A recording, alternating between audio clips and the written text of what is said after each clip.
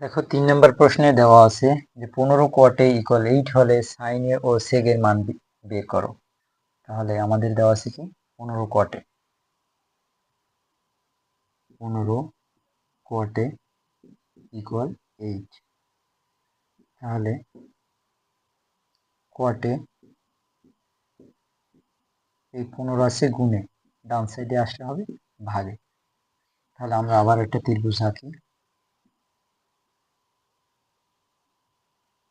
তাহলে এই আমাদের এই কোণ ধরতে হবে, এখানে আমরা এই কোণ ধরলাম, এটা ধরলাম বি আর এটা সি। তাহলে কট সমান সমান কি ভূমি বাই লম্ব। কট সমান হচ্ছে ভূমি বাই লম্ব। আমাদের ভূমি কত এই জায়গায় 8 আর লম্ব কত 15।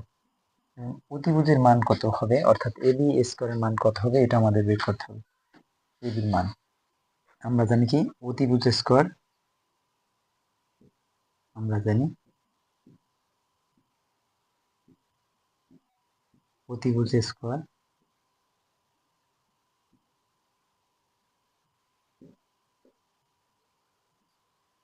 অতিভুজ স্কোয়ার সমান সমান কি লম্ব স্কোয়ার প্লাস ভূমি স্কোয়ার।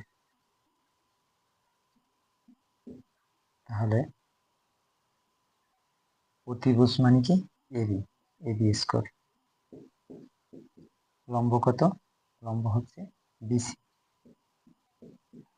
আর ভূমি হচ্ছে এসি। তাহলে আমাদের এই অতিভুজের মানটা বের করতে হবে, অর্থাৎ এবির মান অতিভুজ স্কোয়ারের না, তাই স্কোয়ার ডান সাইডে আসলে হবে root BC square plus AC square. তাহলে বিসির মান কত 15, 15 স্কোয়ার প্লাস এসির মান হচ্ছে 8। দেখো সমান সমান 15 স্কোয়ার করলে হয় 225 আর 8 স্কোয়ার করলে হয় 64 সমান সমান কত হয় এখানে 289। 289 রুট করলে কত হয়, 289 রুট করলে হয় যে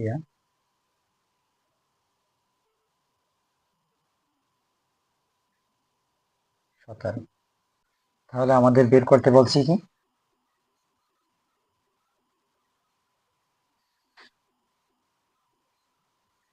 আমাদের বের করতে বলছে সাইনে ও সেকের মান। তাহলে সাইনের মান হবে কি সাইন সমান সমান কি লম্ব বাই অতিভুজ। তাই এটা আমরা পেয়েছি কত 17। লম্ব বাই অতিভুজ, এখানে লম্ব কত, লম্ব হচ্ছে 15, লম্ব হচ্ছে 15 লম্ব বাই অতিভুজ, আর অতিভুজ হচ্ছে 17। আর সেগে সেগে সমান সমান কি কস সমান সমান ভূমি বাই অতিভুজ। তা কজের বিপরীত হচ্ছে সেগ। তাহলে এটা অতিভুজ বাই ভূমি, অতিভুজ কত 17 বাই ভূমি কত 8।